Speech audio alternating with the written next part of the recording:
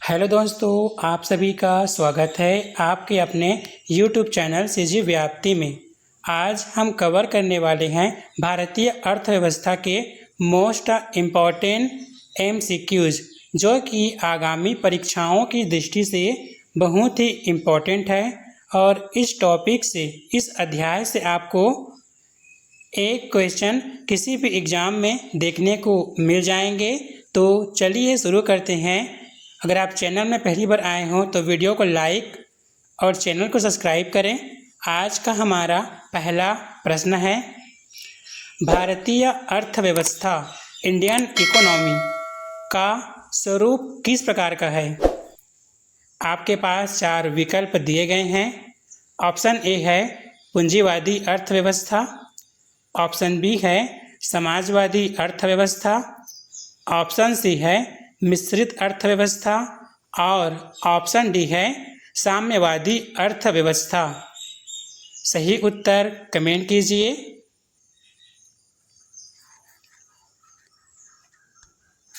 इस प्रश्न का सही उत्तर है ऑप्शन सी मिश्रित अर्थव्यवस्था। भारतीय जो अर्थव्यवस्था है वह मिश्रित प्रकार की अर्थव्यवस्था है। अगला प्रश्न है, मिश्रित अर्थव्यवस्था से क्या अभिप्राय है? वेरी इम्पोर्टेंट प्रश्न है। आपके पास 4 विकल्प दिए गए हैं। ऑप्शन ए है कृषि और उद्योग दोनों को समान महत्व देना, ऑप्शन बी है सार्वजनिक तथा निजी क्षेत्र का सह अस्तित्व, ऑप्शन सी है अमीर और गरीब का सह अस्तित्व और ऑप्शन डी है भारी और छोटे उद्योगों का सह अस्तित्व। सही उत्तर कमेंट कीजिए। इस प्रश्न का सही उत्तर है ऑप्शन बी सार्वजनिक तथा निजी क्षेत्र का सह अस्तित्व। भारतीय अर्थव्यवस्था में सार्वजनिक और निजी क्षेत्र दोनों का सह अस्तित्व है, इसलिए यह मिश्रित प्रकार की अर्थव्यवस्था कहलाती है। अगला प्रश्न है, भारतीय अर्थव्यवस्था के प्राथमिक क्षेत्र प्राइमरी सेक्टर में किसे शामिल नहीं किया जाता है? वेरी इम्पोर्टेंट क्वेश्चन है और यह प्रश्न विभिन्न परीक्षाओं में पूछे जा चुके हैं। आपके पास 4 विकल्प दिए गए हैं। ऑप्शन ए है कृषि एवं संबद्ध क्षेत्र, ऑप्शन बी है वानिकी, ऑप्शन सी है खनन एवं उत्खनन और ऑप्शन डी है विनिर्माण। इस प्रश्न का सही उत्तर कमेंट कीजिए।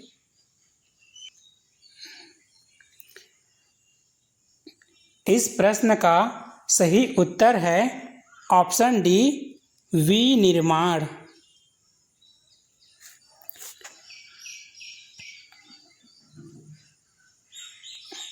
अगला प्रश्न है, भारतीय सकल घरेलू उत्पाद जीडीपी ग्रॉस डोमेस्टिक प्रोडक्ट में वर्तमान में किस क्षेत्र का योगदान सर्वाधिक है? वेरी इम्पोर्टेंट प्रश्न है। आपके पास 4 विकल्प दिए गए हैं। ऑप्शन ए है प्राथमिक क्षेत्र, ऑप्शन बी है द्वितीयक क्षेत्र, ऑप्शन सी है तृतीयक क्षेत्र और ऑप्शन डी है कुटीर उद्योग क्षेत्र। सही उत्तर कमेंट कीजिए। इस प्रश्न का सही उत्तर है ऑप्शन सी तृतीयक, या फिर इसी को बोलते हैं सेवा क्षेत्र। सेवा क्षेत्र में जीडीपी का योगदान सर्वाधिक है।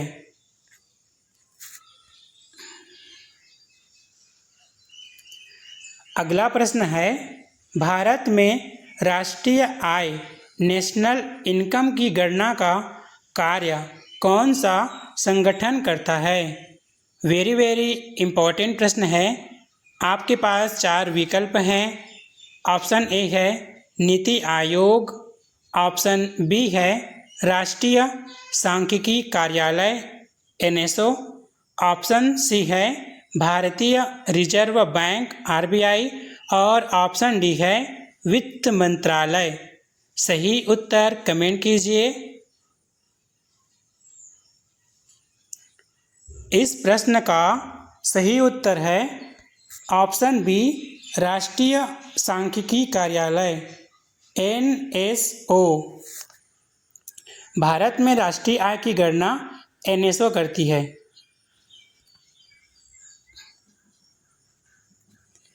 अगला प्रश्न है भारत में सर्वप्रथम राष्ट्रीय आय का आकलन किसने किया था। वेरी इम्पोर्टेंट प्रश्न है। आपके पास 4 विकल्प हैं। ऑप्शन ए है दादा भाई नौरोजी ने वर्ष 1867-68 में। ऑप्शन बी है RC दत्त ने और ऑप्शन सी है VKR राव ने और ऑप्शन डी है प्रोफेसर PC महालनोबिस ने। सही उत्तर कमेंट कीजिए।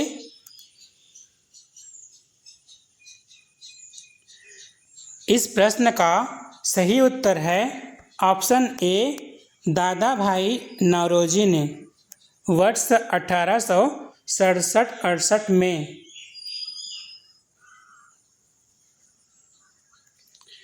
अगला प्रश्न है दादा भाई नौरोजी ने अपनी किस पुस्तक में धन के निष्कासन का सिद्धांत ड्रेन ऑफ वेल्थ थ्योरी दिया था। वेरी इम्पोर्टेंट क्वेश्चन है। यह प्रश्न विभिन्न एग्जामों में पूछे जा चुके हैं। आपके पास 4 विकल्प दिए गए हैं। ऑप्शन ए है economic history of India. Option B में है poverty and un British rule in India. Option C है इंडिया टुडे और ऑप्शन डी है द डिस्कवरी ऑफ इंडिया। सही उत्तर कमेंट कीजिए। इस प्रश्न का सही उत्तर है option B poverty and un British rule in India. इस पुस्तक में धन के निष्कासन का सिद्धांत दिया गया है।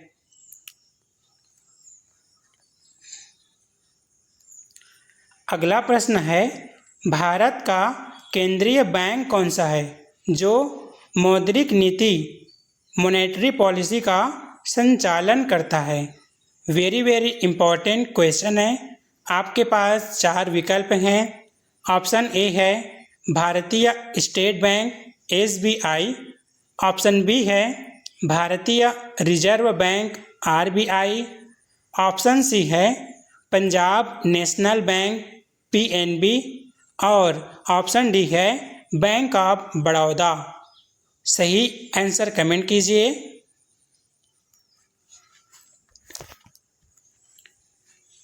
इस प्रश्न का सही उत्तर है ऑप्शन बी भारतीय reserve bank RBI, reserve bank of India. ये क्या करती है? मौद्रिक नीति का संचालन करता है।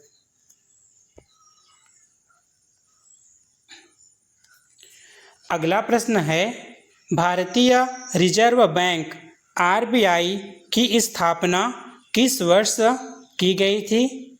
वेरी इम्पोर्टेंट प्रश्न है। आपके पास 4 विकल्प दिए गए हैं। ऑप्शन ए है वर्ष 1921।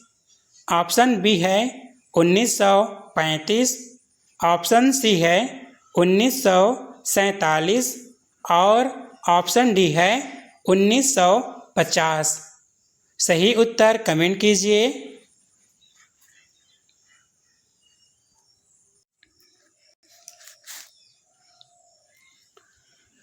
इस प्रश्न का सही उत्तर है ऑप्शन बी 1935।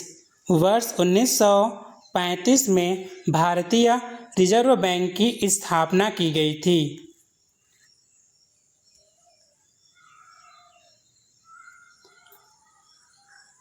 अगला प्रश्न है भारतीय रिजर्व बैंक RBI का राष्ट्रीयकरण किस वर्ष हुआ था?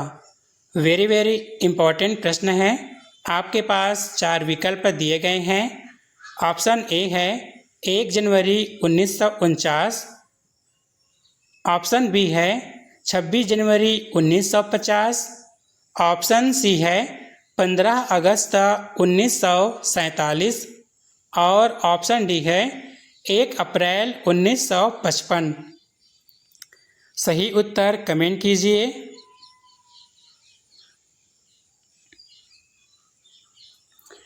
इस प्रश्न का सही उत्तर है ऑप्शन ए 1 जनवरी 1949 को भारतीय रिजर्व बैंक का राष्ट्रीयकरण किया गया था।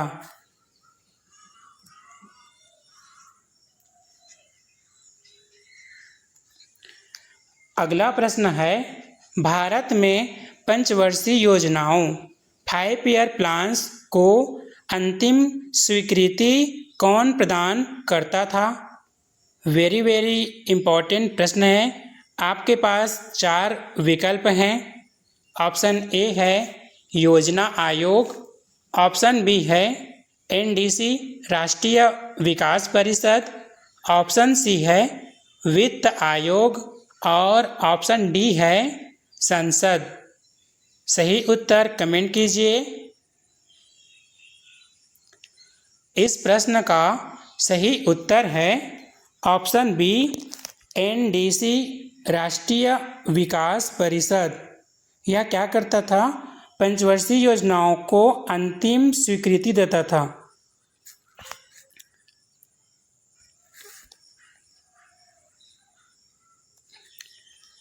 अगला प्रश्न है, योजना आयोग के स्थान पर नीति आयोग का गठन कब किया गया? वेरी वेरी इम्पॉर्टेंट प्रश्न है। यह प्रश्न विभिन्न परीक्षाओं में पूछे जा चुके हैं। आपके पास 4 विकल्प दिए गए हैं। ऑप्शन ए 1 जनवरी 2014, ऑप्शन बी 1 जनवरी 2015, ऑप्शन सी 15 अगस्त 2015 और ऑप्शन डी है 2 अक्टूबर 2014। सही उत्तर कमेंट कीजिए। इस प्रश्न का सही उत्तर है ऑप्शन बी 1 जनवरी 2015। इस तिथि को योजना आयोग के स्थान पर नीति आयोग का गठन किया गया था।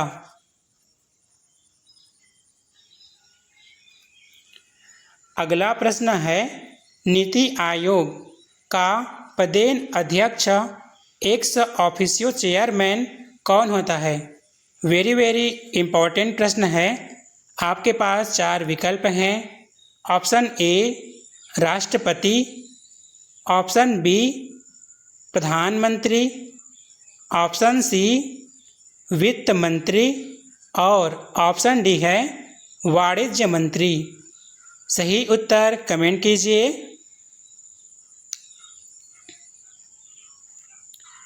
इस प्रश्न का सही उत्तर है ऑप्शन बी प्रधानमंत्री। प्रधानमंत्री नीति आयोग के पदेन अध्यक्ष होते हैं। वर्तमान में भारत के प्रधानमंत्री कौन हैं? कमेंट कीजिए।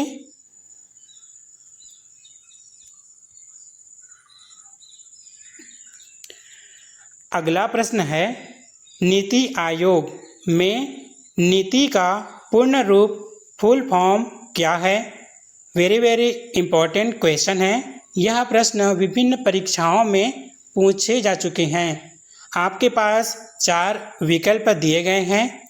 Option A National Institution for Transforming India, option B National Institute of Technology India, option C है National Investment and Trade Institution और ऑप्शन डी है National Institution for Tax India.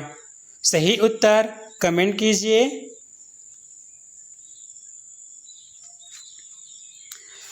इस प्रश्न का सही उत्तर है option A National Institution for Transforming India. यह नीति आयोग का पूर्ण रूप है।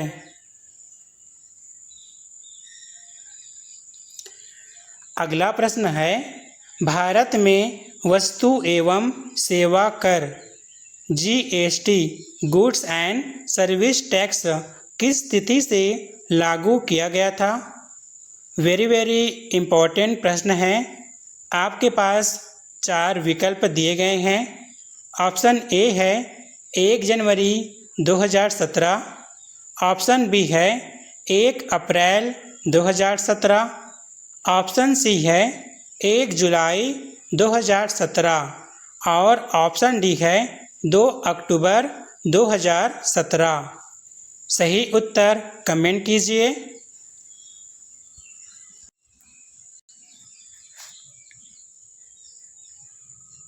इस प्रश्न का सही उत्तर है ऑप्शन सी 1 जुलाई 2017। इस तिथि से भारत में GST लागू किया गया था।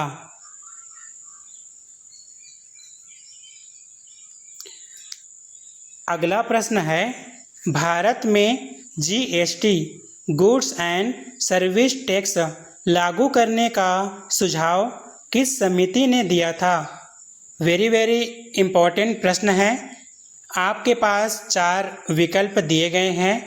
ऑप्शन ए चलैया समिति, ऑप्शन बी है विजय केलकर समिति, ऑप्शन सी है रंगराजन समिति और ऑप्शन डी है तेंदुलकर समिति। सही उत्तर कमेंट कीजिए। इस प्रश्न का सही उत्तर है ऑप्शन बी विजय केलकर समिति। इस समिति के सुझाव पर भारत में GST लागू किया गया था।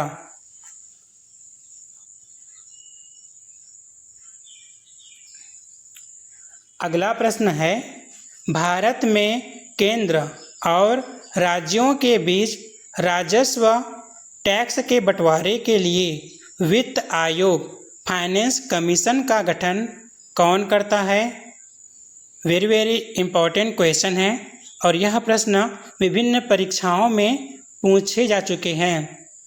आपके पास 4 विकल्प दिए गए हैं। ऑप्शन ए है प्रधानमंत्री, ऑप्शन बी है संसद, ऑप्शन सी है राष्ट्रपति और ऑप्शन डी है सर्वोच्च न्यायालय। सही उत्तर कमेंट कीजिए।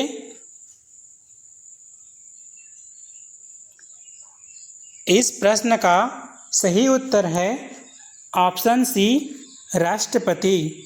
भारत का राष्ट्रपति अनुच्छेद 280 के तहत वित्त आयोग का गठन करता है। अगला प्रश्न है, भारत में 11वीं और 12वीं पंचवर्षीय योजना के दौरान निर्धनता के आकलन के लिए किस समिति की कार्यप्रणाली का उपयोग किया गया था? वेरी इम्पोर्टेंट क्वेश्चन है। आपके पास 4 विकल्प दिए गए हैं। ऑप्शन ए है लकड़ावाला समिति, ऑप्शन बी है सुरेश तेंदुलकर समिति, ऑप्शन सी है रंगराजन समिति और ऑप्शन डी है अलग समिति। सही उत्तर कमेंट कीजिए।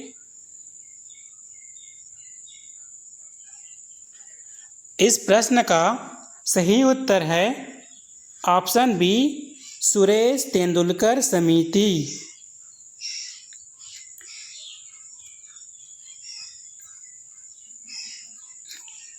अगला प्रश्न है, छिपी हुई बेरोजगारी या प्रच्छन्न बेरोजगारी मुख्य रूप से किस क्षेत्र में देखने को मिलती है? वेरी इम्पोर्टेंट प्रश्न है। यह प्रश्न विभिन्न परीक्षाओं में पूछे जा चुके हैं। आपके पास 4 विकल्प दिया गया है। ऑप्शन ए है सेवा क्षेत्र, ऑप्शन बी है उद्योग क्षेत्र, ऑप्शन सी है कृषि क्षेत्र और ऑप्शन डी है व्यापार क्षेत्र।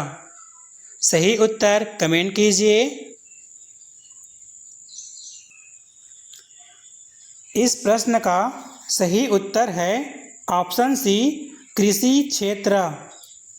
इसे छिपी हुई बेरोजगारी या प्रच्छन्न बेरोजगारी मुख्य रूप से इस क्षेत्र में देखने को मिलती है।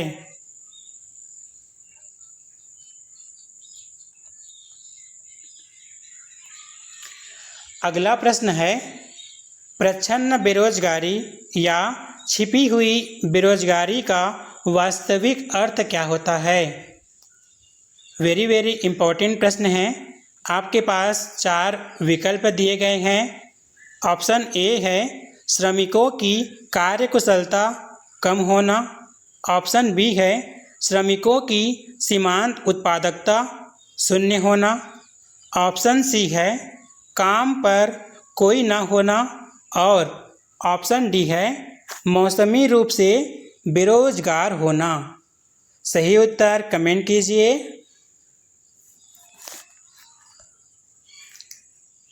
इस प्रश्न का सही उत्तर है ऑप्शन बी श्रमिकों की सीमांत उत्पादकता शून्य होना।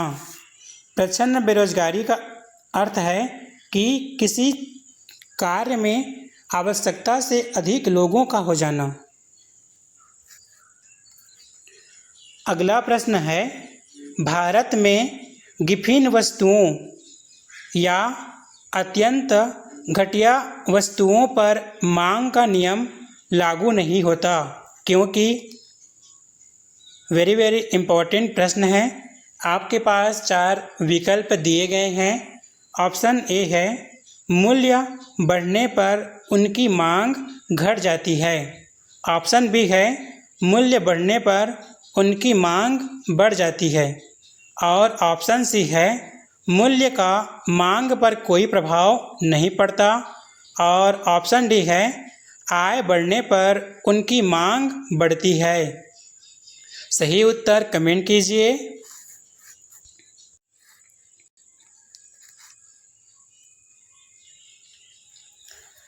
इस प्रश्न का सही उत्तर है ऑप्शन बी मूल्य बढ़ने पर उनकी मांग बढ़ जाती है।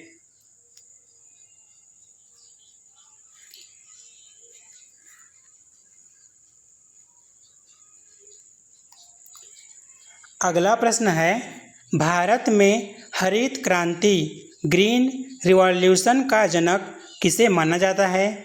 वेरी वेरी इम्पोर्टेंट प्रश्न है और यह प्रश्न विभिन्न परीक्षाओं में पूछे जा चुके हैं। आपके पास 4 विकल्प दिए गए हैं। ऑप्शन ए है doctor Verghese Kurien. Option B है doctor M S. Swaminathan. Option C है डॉक्टर नॉर्मन बोरलॉग। और ऑप्शन डी है प्रोफेसर U.R. राव। सही उत्तर कमेंट कीजिए।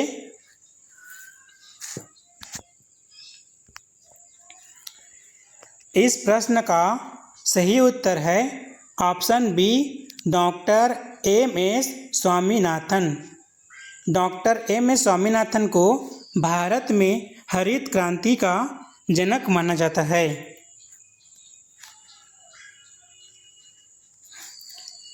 अगला प्रश्न है भारत में श्वेत क्रांति व्हाइट रिवॉल्यूशन या ऑपरेशन फ्लड का संबंध किससे है। वेरी वेरी इम्पोर्टेंट प्रश्न है। आपके पास 4 विकल्प दिए गए हैं। ऑप्शन ए है अंडा उत्पादन। ऑप्शन बी है दुग्ध उत्पादन। ऑप्शन सी है कपास उत्पादन। और ऑप्शन डी है मछली उत्पादन। सही उत्तर कमेंट कीजिए।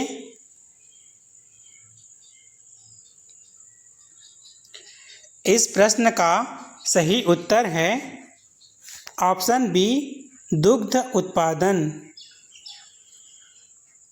ऑपरेशन फ्लड या श्वेत क्रांति का संबंध दुग्ध उत्पादन से है।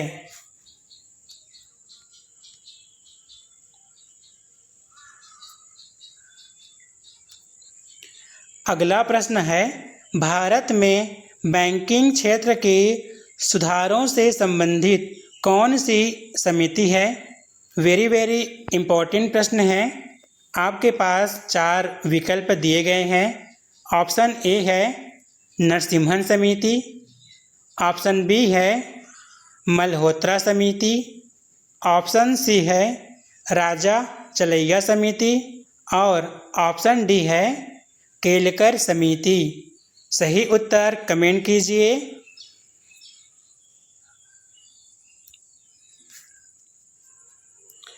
इस प्रश्न का सही उत्तर है ऑप्शन ए नरसिम्हन समिति।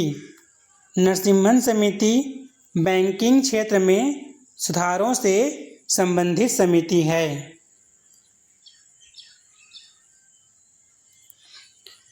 अगला प्रश्न है, भारत का सबसे पुराना और एशिया का पहला स्टॉक एक्सचेंज कौन सा है? वेरी इम्पोर्टेंट प्रश्न है। आपके पास 4 विकल्प दिए गए हैं।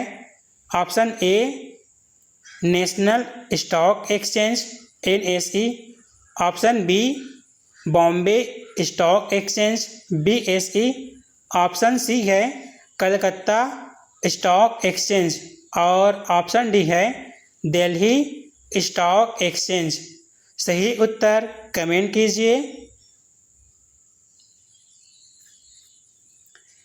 इस प्रश्न का सही उत्तर है option B Bombay stock exchange BSE। यह भारत का सबसे पुराना और एशिया का पहला स्टॉक एक्सचेंज है।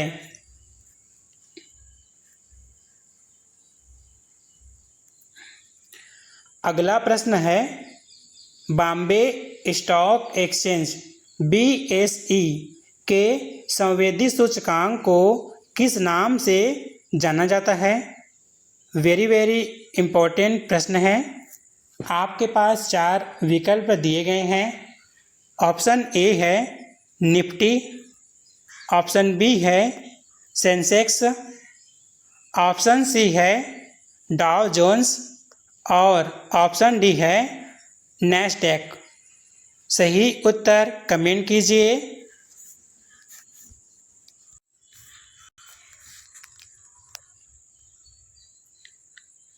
इस प्रश्न का सही उत्तर है option B Sensex. Bombay stock exchange के संवेदी सूचकांक को सेंसेक्स कहते हैं।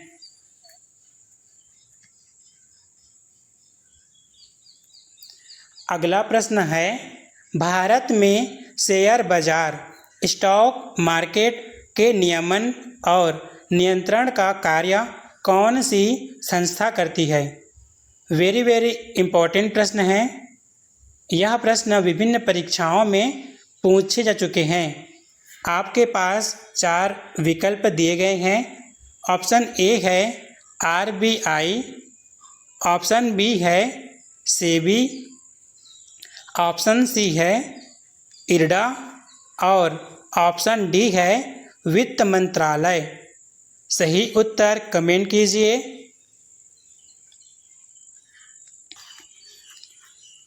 इस प्रश्न का सही उत्तर है ऑप्शन बी सेबी। भारतीय प्रतिभूति और विनिमय बोर्ड यह भारत में शेयर बाजार का नियमन और नियंत्रण का कार्य करती है।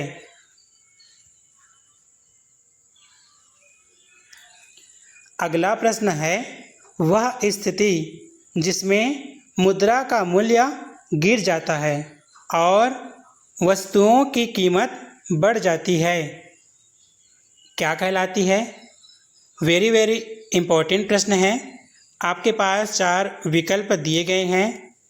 ऑप्शन ए है मुद्रा संकुचन, ऑप्शन बी है मुद्रा स्फीति, ऑप्शन सी है मंदी और ऑप्शन डी है अवमूल्यन। सही उत्तर कमेंट कीजिए। इस प्रश्न का सही उत्तर है ऑप्शन बी मुद्रास्फीति। मुद्रास्फीति वह अवस्था है जिसमें मुद्रा का मूल्य गिर जाता है परंतु वस्तुओं की जो कीमतें हैं वो बढ़ जाती है। अगला प्रश्न है, भारत सरकार द्वारा एक वित्तीय वर्ष में होने वाले आय और व्यय का लेखा जोखा बजट संविधान के किस अनुच्छेद के तहत प्रस्तुत किया जाता है? वेरी इम्पोर्टेंट प्रश्न है। आपके पास 4 विकल्प दिए गए हैं। ऑप्शन ए अनुच्छेद 110 के तहत, ऑप्शन बी अनुच्छेद 112 के तहत, ऑप्शन सी है अनुच्छेद 123 के तहत और ऑप्शन डी है अनुच्छेद 360 के तहत। सही उत्तर कमेंट कीजिए।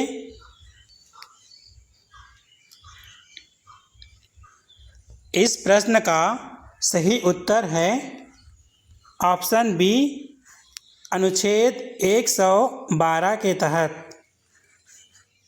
संविधान में वार्षिक वित्तीय विवरण शब्द का प्रयोग किया गया है बजट के स्थान पर।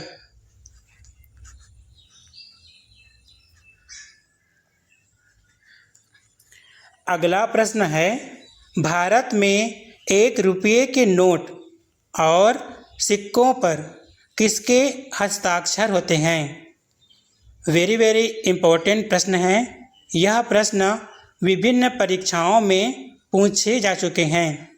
आपके पास 4 विकल्प दिए गए हैं। ऑप्शन ए है गवर्नर भारतीय रिजर्व बैंक, ऑप्शन बी है वित्त सचिव भारत सरकार, ऑप्शन सी है वित्त मंत्री भारत सरकार और ऑप्शन डी है राष्ट्रपति। सही उत्तर कमेंट कीजिए।